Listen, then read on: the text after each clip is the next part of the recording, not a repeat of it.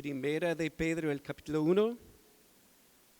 Y seguimos en nuestra serie titulada ¿Cómo andar en una tierra ajena? Y vamos a estar estudiando los versículos 13 al 21 esta mañana.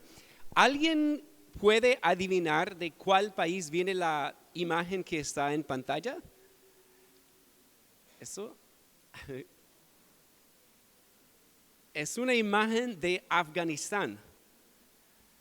Y cuando yo he escuchado, de hecho, el amigo Adán, el mejor amigo mío de la niñez, Adán, vino el año pasado y su hermano estuvo en Afganistán. Y él decía que es una tierra muy hermosa, pero también un poco difícil para andar, y por el clima y las montañas y todo, parece que no hay mucha agua, ¿verdad? Entonces, ¿qué necesitaríamos si hacemos un experimento mental? ¿Qué necesitaríamos para andar en esa tierra, para llegar a un destino? Agua, unos buenos zapatos, ¿cierto? Aire acondicionado sería muy bueno.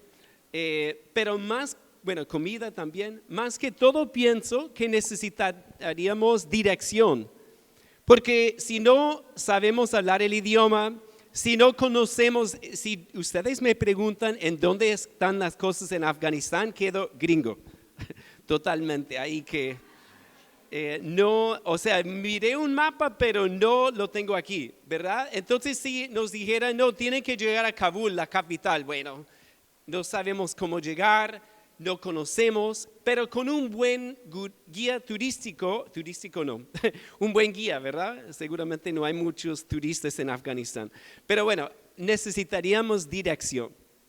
Y no planeamos, pero Dios sí, la clase de esta mañana sobre dirección, pero puse el título Dirección en el desierto, como para seguir con esa idea de un pueblo que está en medio de una tierra ajena, que está en medio de algunas pruebas, que está pasando por dificultades.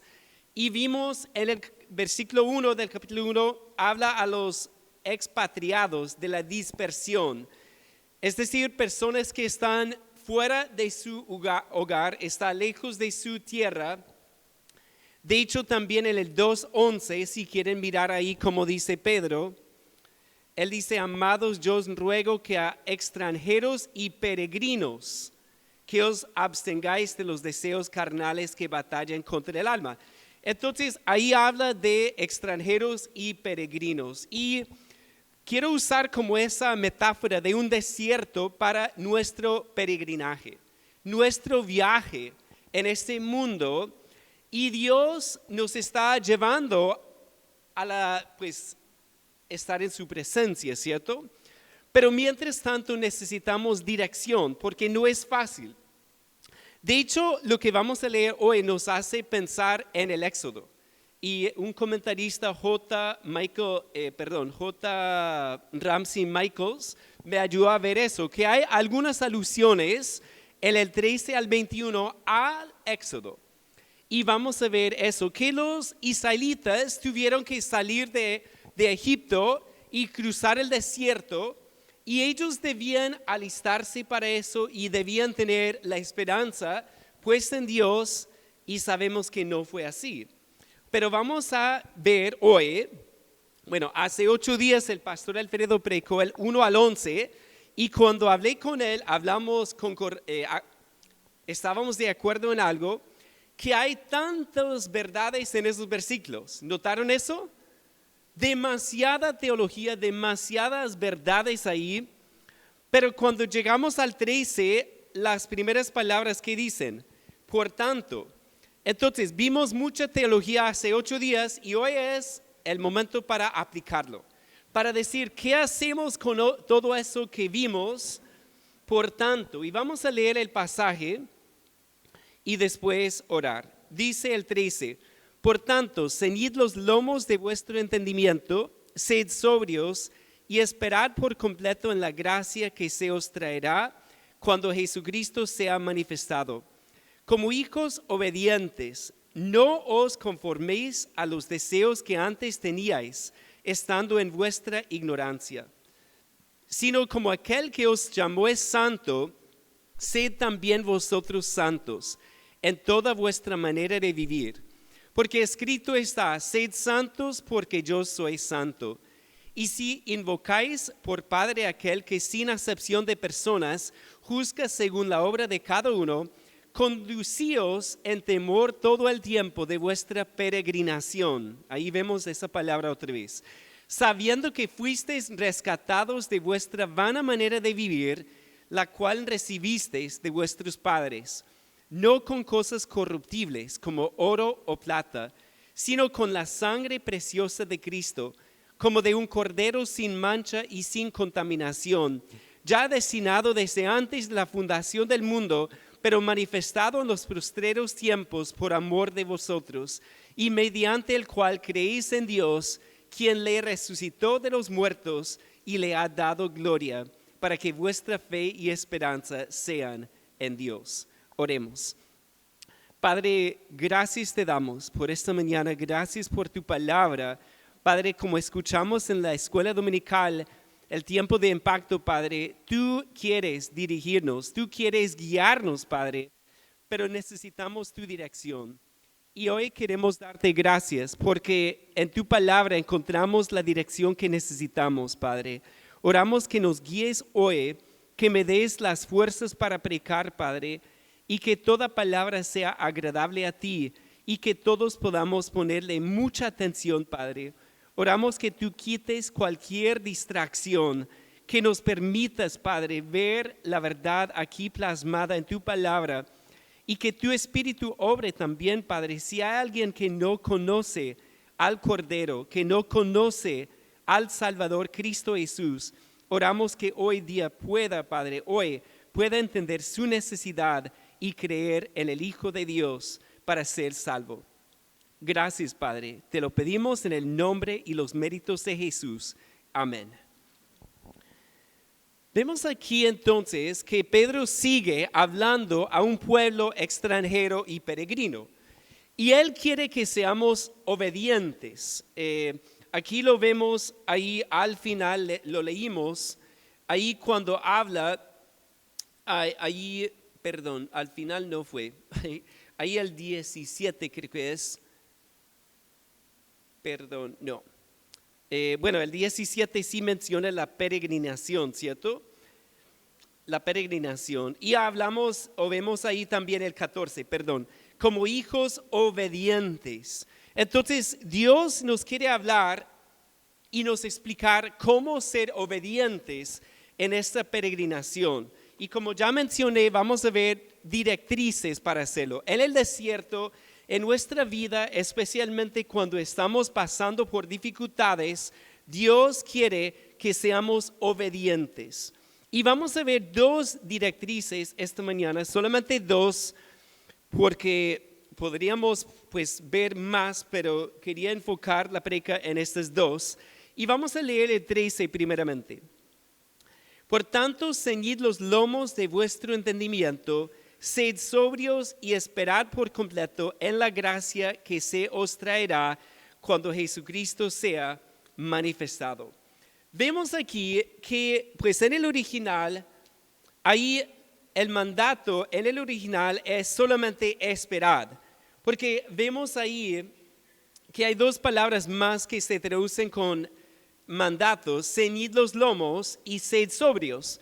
Pero literalmente en el original sería así, sería por tanto, ciñendo los lomos de vuestro entendimiento, siendo sobrios, esperad.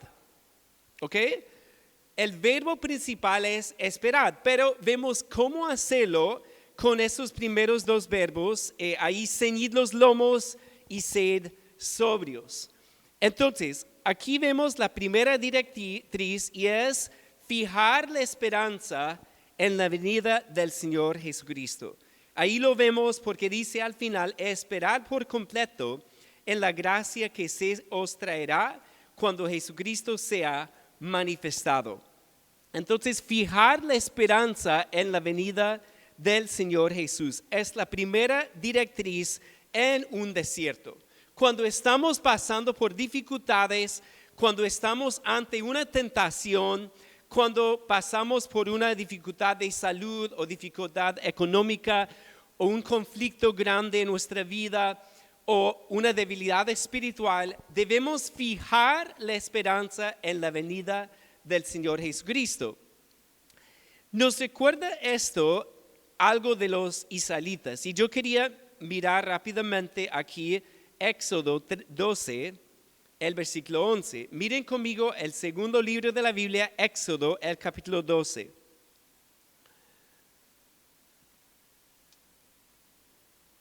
Porque de este versículo viene el vocabulario que usa Pedro. El 12:11. Hablando de la Pascua, Dios le dice al pueblo israelita: y lo comeréis así, ceñidos vuestros lomos, vuestro calzado en vuestros pies y vuestro bordón de vuestra mano, y lo comeréis apresuradamente, es la Pascua de Jehová. Y vemos ahí esa frase, ceñidos los lomos.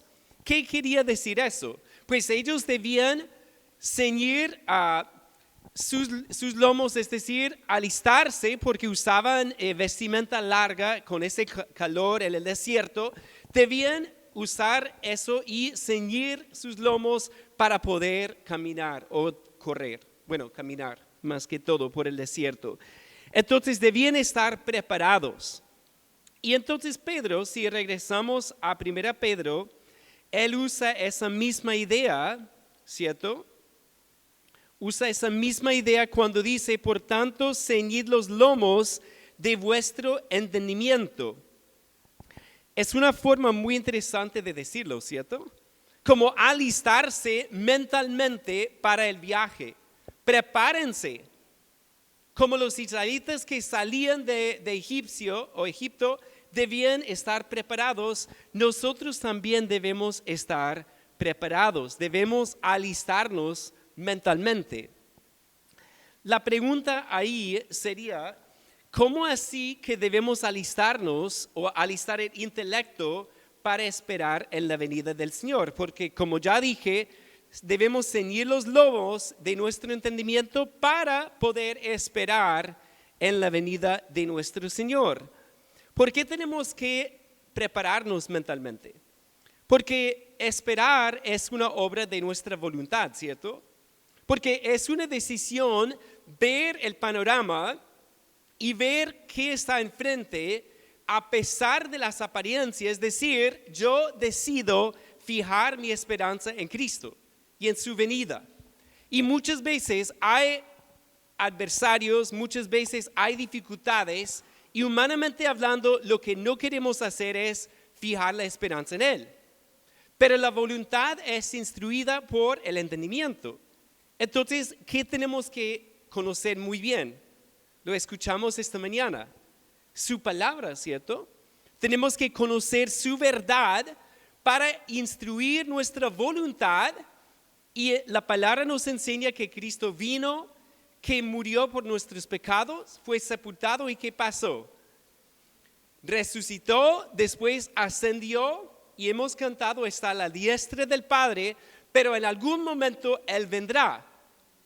El intelecto sabe eso, ¿cierto? Sí, hemos leído la palabra, pero ¿cuál es el problema? Que no instruimos nuestra voluntad con su palabra. Porque tenemos que decirle a la voluntad: no, yo voy a fijar mi esperanza en Él a pesar de la circunstancia. Fijar la esperanza en su venida. Cuando pensamos en los israelitas, ellos tenían una esperanza, ¿cierto? Porque Dios, ¿qué les dijo? Dios les dijo que celebraran la Pascua, pero ¿con cuál motivo? Pues veían o debían ver que Dios los iba a rescatar, los iba a guardar del ángel de la muerte, y ellos iban a salir libertados de la esclavitud e iban a cruzar a la tierra prometida. Pero ¿qué pasó con ellos? Recuerdan que salen de Egipto y están ahí, y de repente ven que los egipcios vienen en carros de guerra, un pueblo poderosísimo, y ellos un pueblo pequeño, y enfrente el Mar Rojo, y no hay por dónde salir, y cómo se sentían. De hecho, tengo el pasaje aquí, Éxodo 14, 10 al 12. Escuchen esto. Y cuando Faraón se hubo acercado, los hijos de Israel alzaron sus ojos, y aquí que los egipcios venían tras ellos, por lo que los hijos de Israel temieron en gran manera y clamaron a Jehová. Y dijeron a Moisés: ¿no había sepulcros en Egipto que nos ha sacado para que muramos en el desierto? ¿Por qué has hecho así con nosotros, que nos has sacado de Egipto? ¿No es esto lo que te hablamos en Egipto diciendo: déjanos servir a los egipcios? Porque mejor nos fuera servir a los egipcios que morir nosotros en el desierto. Miren el ejemplo de ellos. ¿Quién los había sacado de Egipto? ¿Moisés? Dios. Dios había enviado plagas poderosas para libertarlos, ¿cierto? Y ellos, como que su memoria es muy corta, y están ahí al lado del Mar Rojo y están mirando las circunstancias. Enfrente lo único que vemos es mar. Por detrás el enemigo que viene con furor.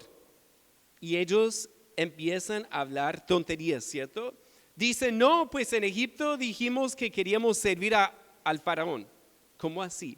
No decían eso, sino que ellos en el momento no ciñen los lomos de su entendimiento, es decir, no piensan bien, no se alistaron bien para fijar la esperanza en lo que Dios les había prometido. Sencillamente.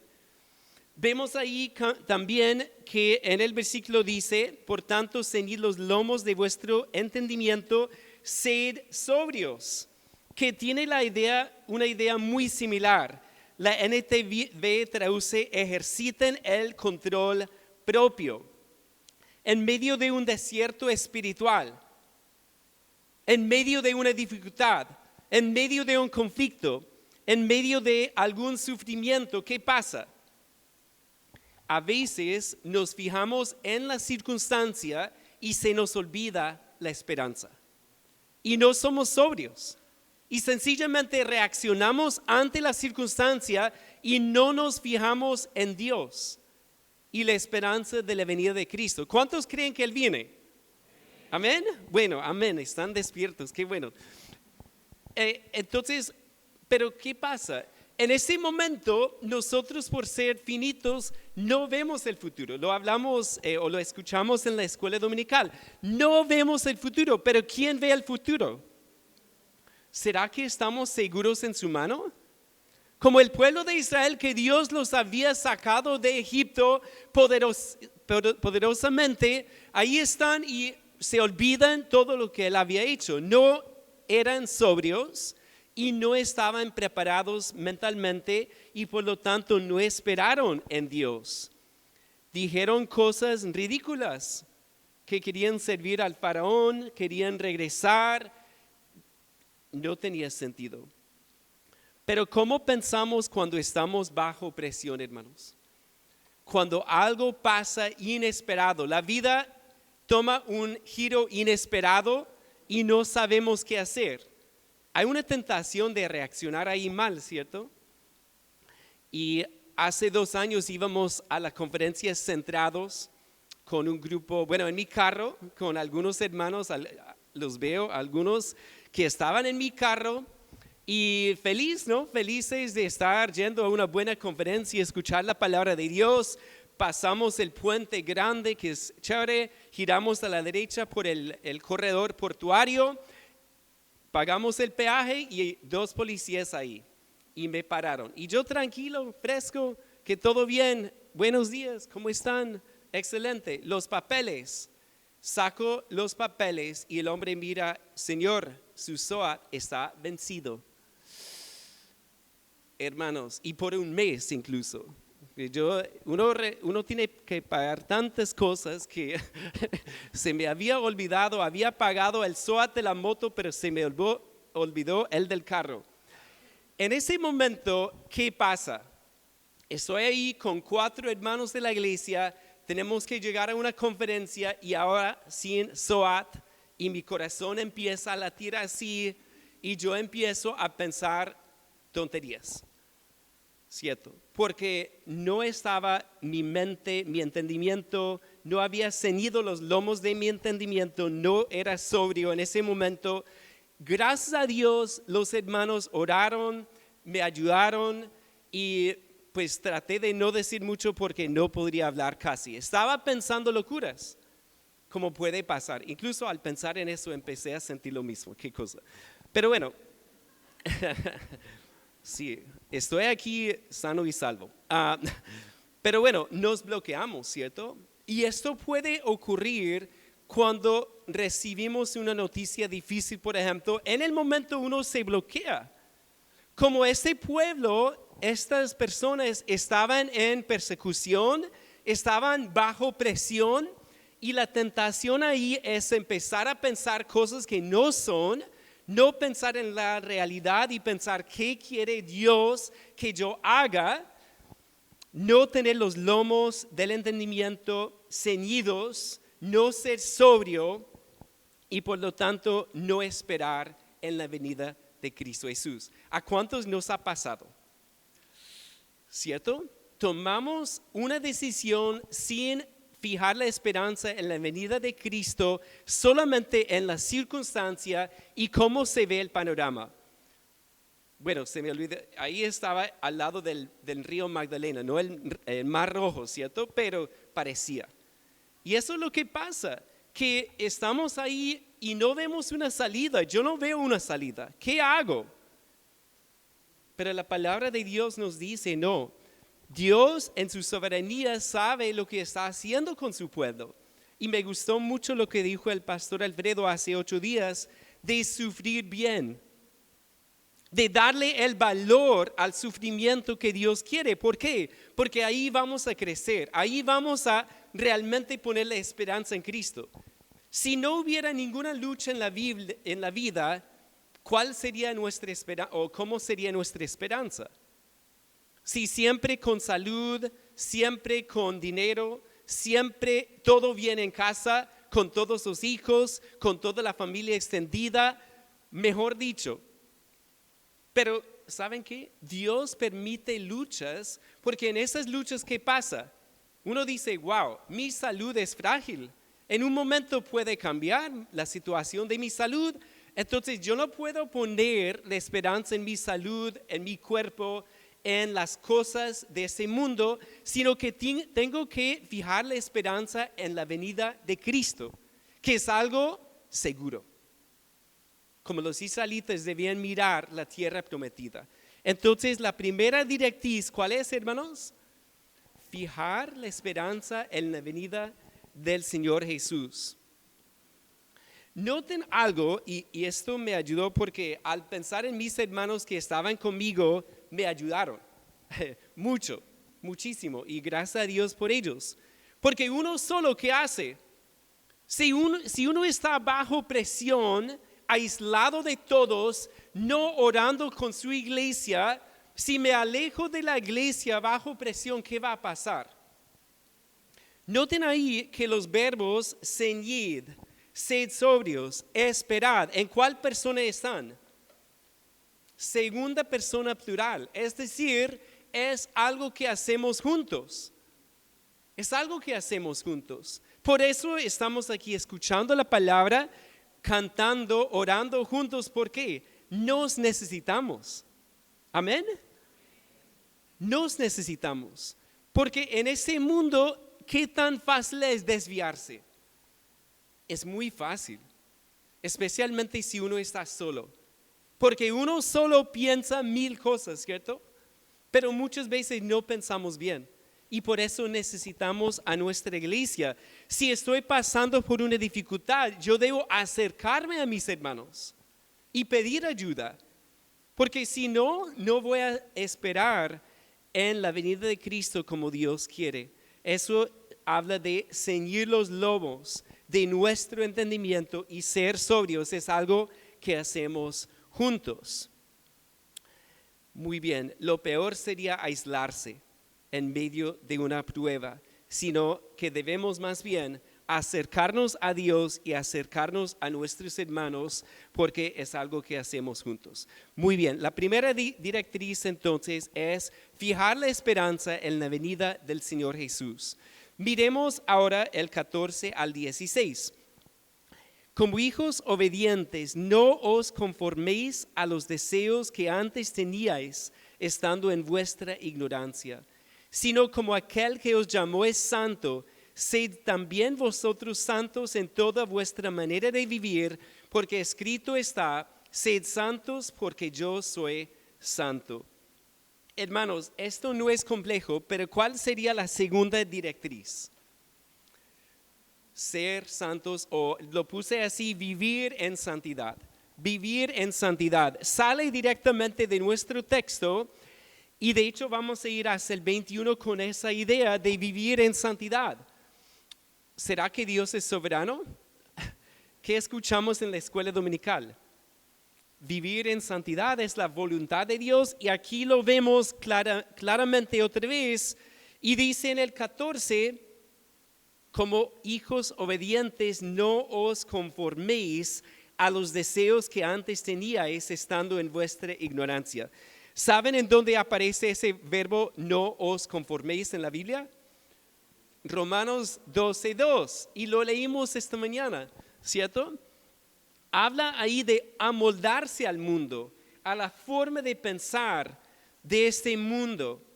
Y vemos ahí también otra referencia al Éxodo, porque en el 16, porque escrito está, sed santos, porque yo soy santo. Y hay varias citas relacionadas en Levítico.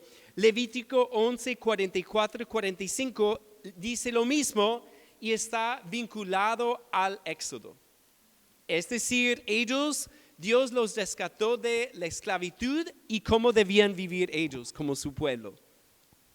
Debían salir de Egipto y vivir en santidad. Dios también nos rescata a nosotros del pecado y cómo debemos vivir en santidad. Porque es algo, a veces la gente piensa que el cristianismo se basa en nuestro rendimiento, pero no ven la parte importante que Dios nos rescata primero para vivir en santidad. La gente piensa a veces, no, yo tengo que limpiar mi vida y empezar a cumplir con los mandamientos para llegar quizás a ser cristiano. Pero la palabra que dice, no, Dios te rescata para que obedezcas. Dios te rescata para que vivas en santidad, no al revés. Ese orden es muy importante, porque si uno piensa que puede obedecer para llegar a ser cristiano, va a simplemente llegar a ser hipócrita, que nadie lo puede hacer. Ninguno cumple su ley. Y uno aquí parado es demasiado consciente de eso. Cuando uno estudia estos textos, sed santos porque yo soy santo. ¿Quién es santo entre nosotros? Pues solamente Cristo, ¿cierto? Pero en eso Dios nos traza o nos da una directriz de vivir en santidad si Él nos ha rescatado. Miren ahí nuevamente el 15. Sino como aquel que os llamó es santo, sed también vosotros santos. ¿Y qué dice, iglesia? En toda vuestra manera de vivir. Eso incluye todo. Los pensamientos, las emociones, las acciones, lo que hacemos, lo que no hacemos, debemos ser santos. Pero quizás algunos han tenido experiencias de esta palabra santidad no tan buenas. Porque cuando pensamos en la santidad, ¿en qué pensamos?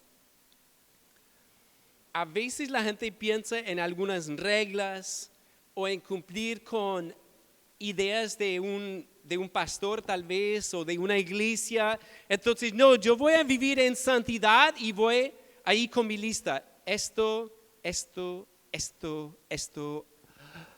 estoy bien.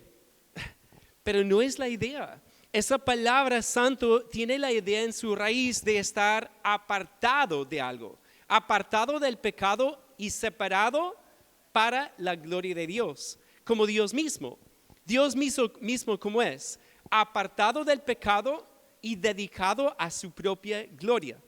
Él tiene el derecho de estar separado para su propia gloria, ¿cierto? Él vive para glorificarse, Él se glorifica en todo. Ahora, no les pregunté al grupo musical, pero pensé en una ilustración.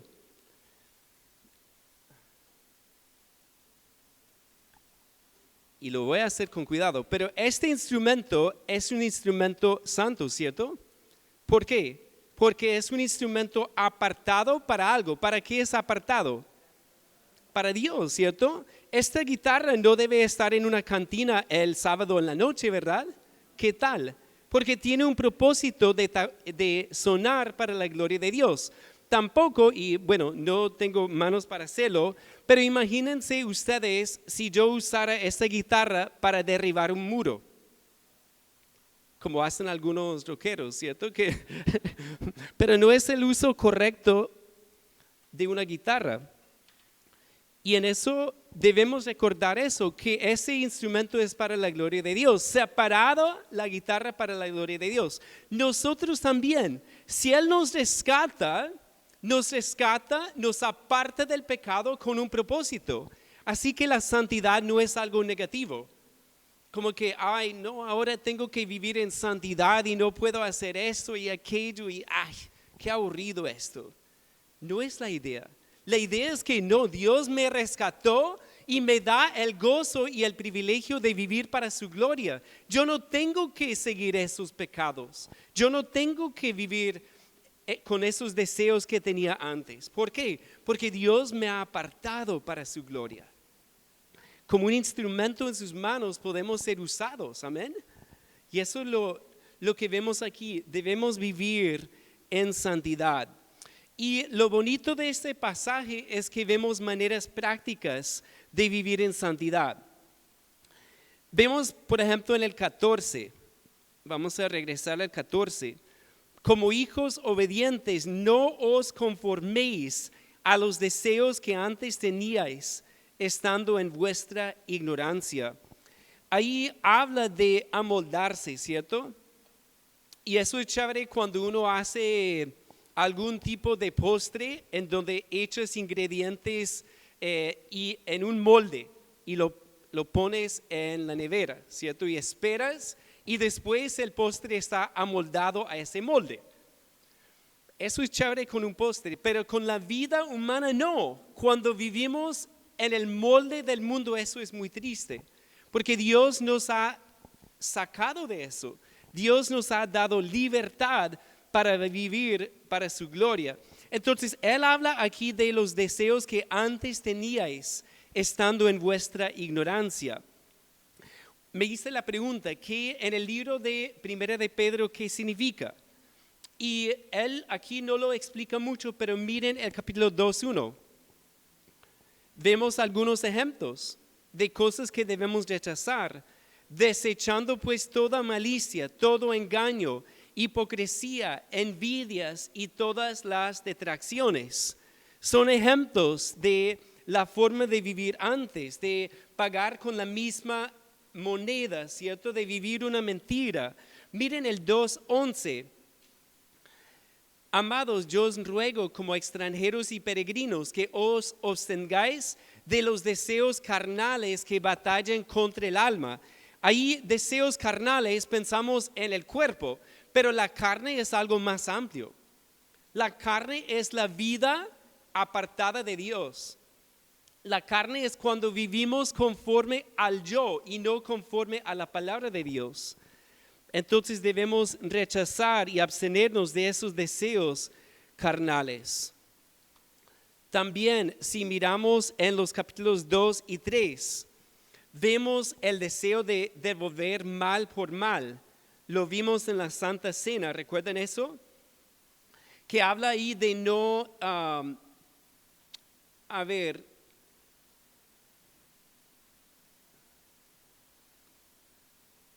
Bueno, no lo encuentro en este momento, pero sí, no voy a mencionar el versículo porque lo vamos a ver más adelante, pero habla de no devolver mal por mal.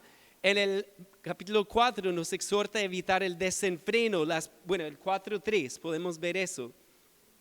Baste ya el tiempo pasado para haber hecho lo que agrada a los gentiles, andando en lascivias, concupiscencias, embriagueces, orgías, disipación y abominables idolatrías. Si miramos esa lista, son cosas que quizás antes practicábamos y vivíamos de esa forma.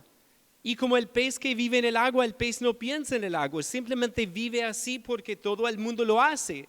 Es lo que hacía mi abuelo, mi bisabuelo, entonces yo sigo en ese camino. Pero Dios dice, no, tenemos que abstenernos de esas cosas porque Dios nos ha llamado a la santidad. Son algunos ejemplos. Regresemos al capítulo 1. En el versículo 17 dice, y si invocáis por Padre aquel que sin acepción de personas juzga según la obra de cada uno, conducíos en temor todo el tiempo de vuestra peregrinación, sabiendo que fuisteis rescatados de vuestra vana manera de vivir, la cual recibisteis de vuestros padres, no con cosas corruptibles como oro y plata, sino con la sangre preciosa de Cristo, como de un cordero sin mancha y sin contaminación. Ahí nos da también otra forma práctica de vivir en santidad, porque ahí dice en el 17, habla de Dios como un juez, ¿cierto? Dice que Él, sin acepción de personas, juzga según la obra de cada uno. Y les he mencionado esto, pero cuando mis hijos estaban pequeñitos, yo hacía algo con ellos. Jugábamos a escondite, ¿cierto? Y a veces ellos se ponían una cobija encima. Y yo les preguntaba después, por ejemplo, los encontraba y les preguntaba, ¿será que Dios te ve debajo de esa cobija? No, papi, Él no me ve, porque estoy aquí escondido. Pero les explicaba siempre, no, Él te ve debajo de la cobija. O a veces se metía en el closet y también, bueno, te encontré, hijo, ¿será que Dios te ve aquí también? Y a veces, después de un tiempo ya aprendieron que sí, que Dios me ve en el closet, debajo de la cama, debajo de una cobija. ¿Por qué? Él lo sabe todo, Él nos ve en todo momento, ¿cierto? Pero a veces pensamos, no, yo estoy en otro barrio, en ese barrio nadie me conoce, o en otra ciudad. Estuve 3 días en Barranquilla y esta semana pasada, y entonces uno puede pensar así, no, yo no conozco a nadie en Barranquilla, yo puedo hacer cosas que no hago en Santa Marta porque nadie me conoce, pero ¿quién me está mirando? En todo momento Dios nos está mirando, y cuando hacemos cosas legales y eso, a veces pensamos, no, nadie se entera de esto, pero ¿quién lo ve? Dios lo ve. Entonces por eso Pedro dice, conducíos en temor todo el tiempo de vuestra peregrinación. Qué maravilloso sería, ¿cierto?, tener en mente eso siempre. Cualquier palabra que decimos, cualquier acción, cualquier pensamiento, Dios está mirando lo que estamos haciendo. Entonces es una manera de vivir en santidad, es temerle al Señor. Y es lo que dice Proverbios, ¿cierto? Que el principio de la sabiduría es el temor de Jehová. Eso hoy día, ese concepto no se tiene, lamentablemente. Porque pensamos que solamente algunas personas nos ven, pero Dios nos ve en todo momento, en secreto nos ve y sabe lo que está en nuestro corazón y lo que está en nuestra vida. Vemos también aquí, conducidos en temor todo el tiempo de vuestra peregrinación. Y ahí yo pensé en otra ilustración de eso. A veces pensamos en el pecado como si fuera un pare en la calle. Cuando es un pare, ¿en qué pensamos? Miramos a ver si viene alguien, y si no, cruzamos, ¿verdad? Es muy cultural. Pero a veces pensamos en el pecado así que, bueno, yo voy a pasar en ese pare, Dios me ha dicho algo, pero voy a pasar porque creo que puedo salir ileso de esto. Pero debemos más bien pensar en un semáforo con cámara porque pensamos en esos diferentes, ¿cierto? Ahí paramos porque hay una cámara viéndonos y pensamos en eso varias veces. O bueno, si no cubrimos la placa, pero no debemos hacer eso. Ahí entonces debemos recordar eso y vemos aquí, yo pensé en otra idea de eso, porque miren el 18, sabiendo que fuisteis rescatados de vuestra vana manera de vivir, la cual recibiste de vuestros padres, no con cosas corruptibles como oro y plata, sino con la sangre preciosa de Cristo, como de un cordero sin mancha y sin contaminación. Ahí lo que Dios quiere, y aquí hay otra forma práctica de vivir en santidad. Cuando se nos aparece una tentación, pensar, hacer un pare en ese semáforo, digamos, y pensar en la sangre de Cristo. Si nos detenemos a pensar en la sangre de Cristo, si paramos ahí un momento y pensamos en la cruz, pensamos, Cristo murió por este pecado que pienso cometer. Cristo derramó su sangre preciosa en esa cruz. Cristo sufrió por lo que yo estoy contemplando hacer. ¿Será que eso ayudaría?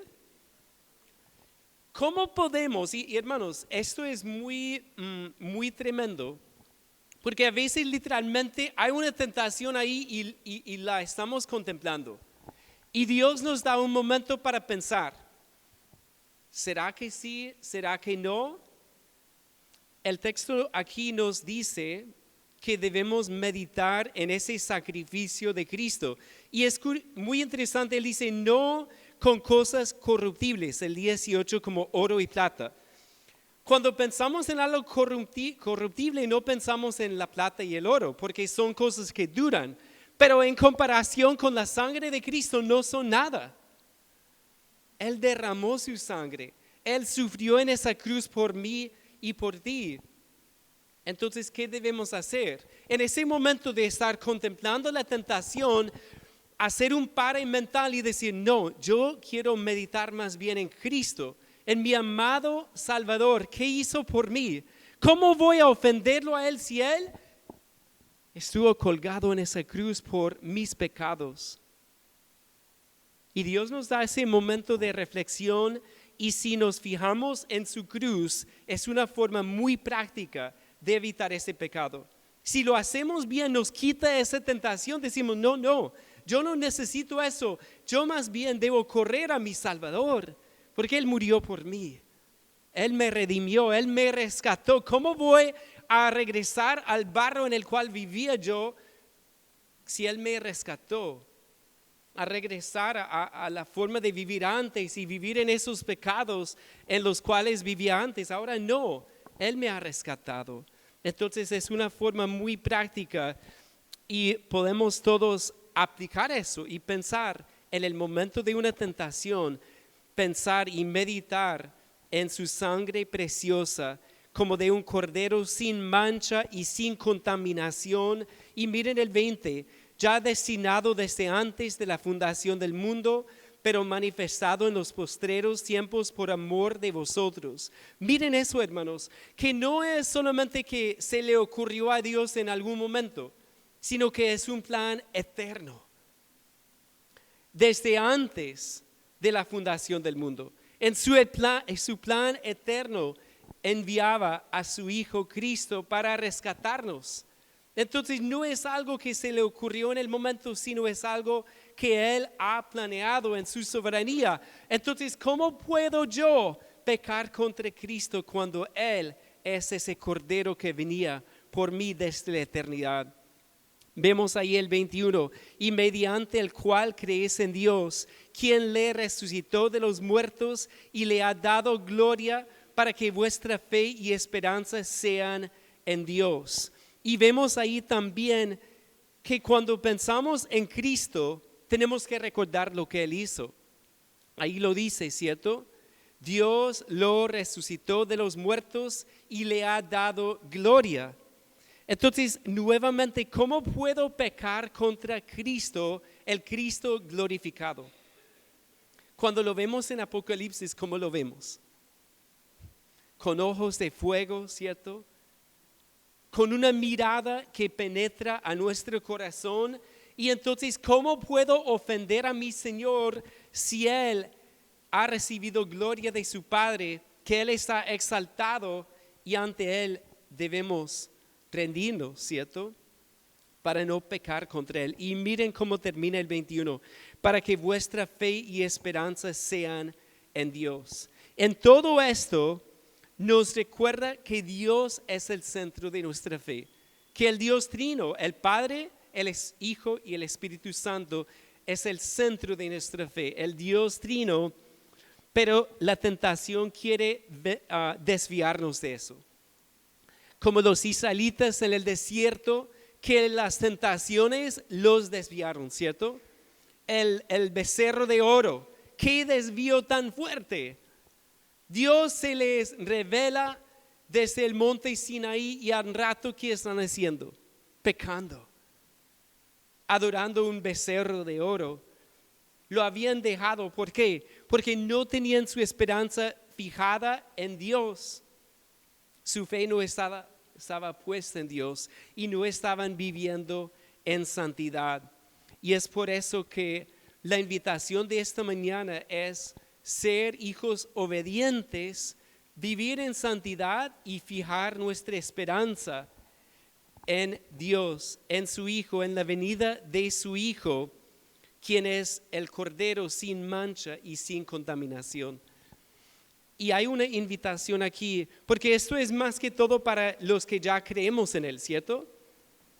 Pero hay un mensaje para usted. Si usted está aquí y nunca ha creído en Cristo, no ha puesto su esperanza en Cristo, quiero que miren o escuchen por lo menos el 19. Dice que habla de la sangre preciosa de Cristo como de un cordero sin mancha y sin contaminación. Ahí la palabra nos dice que nosotros somos pecadores, ¿cierto? Él vino para salvar a los pecadores. Somos pecadores, pero Él dio su vida por nosotros. Miren el 2:24. Quien llevó Él mismo nuestros pecados en su cuerpo sobre el madero, para que nosotros, estando muertos a los pecados, vivamos a la justicia, y por cuya herida fuisteis sanados. Ahí vemos lo que Dios quiere hacer en su vida. Rescatarlo de esa vana manera de vivir para que usted muera al pecado y reciba a Cristo, y de esa forma podrá vivir para agradarlo, para vivir en santidad y para fijar la esperanza en Él.